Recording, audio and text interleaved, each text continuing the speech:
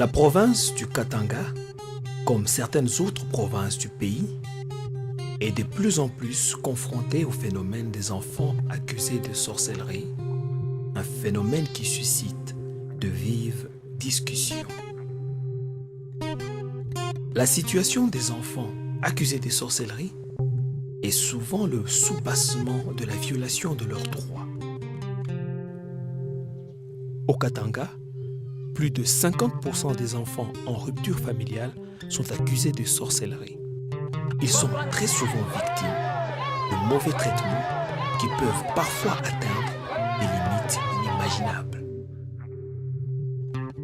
La majorité de ces persécutions sont malheureusement la conséquence de l'apparition de nombreuses sectes religieuses dans lesquelles les pasteurs jouent généralement un rôle important. L'exode rural, dû aux difficultés économiques et aux ravages de la guerre, n'a fait que renforcer cette situation. Dans les bancs des enfants accusés de sorcellerie, nous avons rencontré Junior. Il a 17 ans et vit loin de chez lui. Moi, j'étais pas à la maison quand le problème a commencé. J'étais en vacances chez une de mes tantes. Maintenant, quand je suis rentré, j'ai été surpris. Papa était malade, on me dirait que non, c'est moi qui suis à la base de la maladie de papa.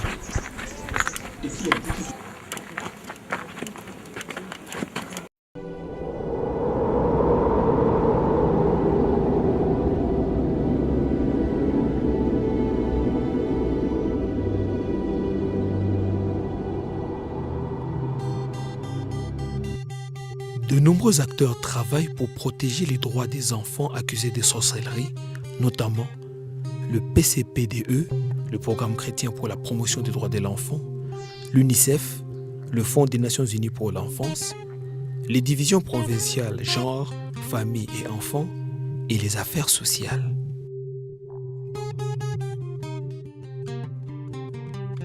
Suite aux prophéties d'un pasteur de la place, il a confirmé à papa en disant que si tu es malade, c'est ton enfant qui est à la base de ça. Les enfants sorciers ne sont pas une spécificité du Congo, malheureusement, je dirais. Il y a aussi beaucoup de pays d'Afrique où on trouve donc ce phénomène. Vers la fin des années 90 ou milieu des années 90, lorsque des familles qui sont victimes de deuil, par exemple, ou qui sont victimes d'accidents ou qui tombent dans la pauvreté, en fait, trouvent que tous ces maux sont dus aux enfants. Comment nommer ces enfants dont le terme même d'enfant sorcier les stigmatise? Nous utilisons l'enfant dit sorcier, soit l'enfant accusé de la sorcellerie. Nous n'aimons pas utiliser l'enfant sorcier. Parce que quand tu dis l'enfant sorcier, là tu confirmes. Quand l'enfant a été reconnu ou accusé comme étant sorcier, ce phénomène est accompagné par beaucoup de violences. Peut-être on va torturer l'enfant pour qu'il puisse avouer je ne sais quoi. Et on peut le brûler, on a déjà reçu beaucoup d'enfants brûlés, torturés de toute façon. Étant donné que la situation dans la plupart des pays d'Afrique s'est dégradée depuis les années 90, les enfants ont été de plus en plus souvent victimes de ces accusations. Accusé de tous les maux et rendu responsable des malheurs qui arrivent dans sa famille, Junior avait imaginé des solutions. Non, je me suis d'abord décidé comme le pasteur. Le pasteur a vu la sorcellerie, moi je me suis décidé d'aller chez les pasteurs. Maintenant chez les pasteurs en question, personne n'est prié pour moi et tout ça. J'étais maltraité et je me suis décidé, non, je dois aller dans la rue. Le cas de Junior, comme celui des différents enfants accusés de sorcellerie, prend des proportions de plus en plus alarmantes au Katanga. À ce moment-là, Junior il avait connu un accident aussi. Il était la seule personne, quand même, il a vu la vie sauve. Mais à l'hôpital, on demandait l'intervention de son père pour la signature d'un document pour qu'il soit accepté dans une salle d'opération. Mais le papa, carrément, il a refusé. Pour lui, il dit que non, s'il doit mourir, il peut mourir. La synergie PCPDE, UNICEF, Division Genre, Famille et Enfants, ainsi que les affaires sociales, a mis en place un vaste plan multisectoriel de prise en charge et de réinsertion des orphelins et enfants vulnérables. Le cas de Junior, c'est un cas très complexe qui nous a coûté beaucoup de médiation. Nous avons eu l'état de parler avec son père. On a discuté, nous avons compris une chose. La maman de Junior ne vit plus avec son père. Son père s'est remarié. En se remariant, c'est là où, d'après notre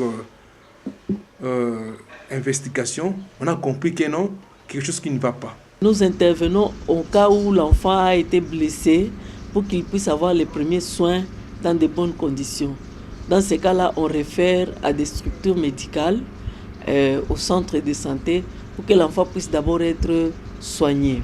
Il y a un ensemble de textes, tant nationaux que internationaux, en fait, qui protègent les enfants. L'accusation de sorcellerie et l'abandon d'enfants sont prohibés et sont punis par la loi. Nous intervenons dans le cadre de l'accompagnement psychosocial. Nous pouvons faire un premier accueil au niveau de la division parce que nous avons des travailleurs sociaux qui ont été formés pour ça.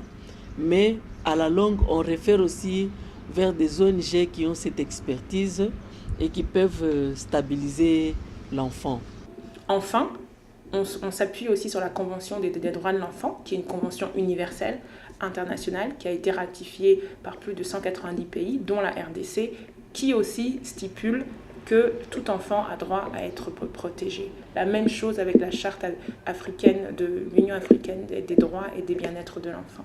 Donc en fait, il y a tout un ensemble de textes législatifs qui protègent l'enfant. Il suffit simplement que les gens soient au courant de ces textes-là. Depuis 2007, plusieurs pasteurs ont été sensibilisés quant à leur implication au phénomène des enfants accusés de sorcellerie. Qu'est-ce que nous devons faire pour sortir les enfants de la vulnérabilité au lieu de les accuser gratuitement de la sorcellerie? Des pasteurs, beaucoup de pasteurs qui ont été sensibilisés, formés sur la Convention des droits de l'enfant et sur les droits de l'enfant ont signé une déclaration où ils s'engageaient à dire qu'ils n'accuseraient plus les enfants de sorcellerie.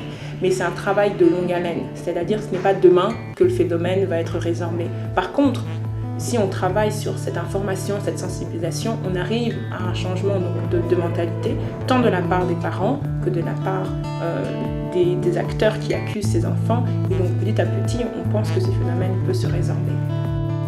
Des pistes de solutions sont déjà envisagées, mais ce n'est pas encore gagné. Demain, d'autres enfants seront encore accusés de sorcellerie. Certains d'entre eux ne survivront peut-être pas. Ces enfants lancent un cri d'alarme. C'est pas sorcier, un enfant.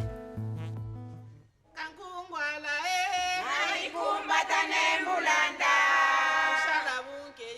umona malwa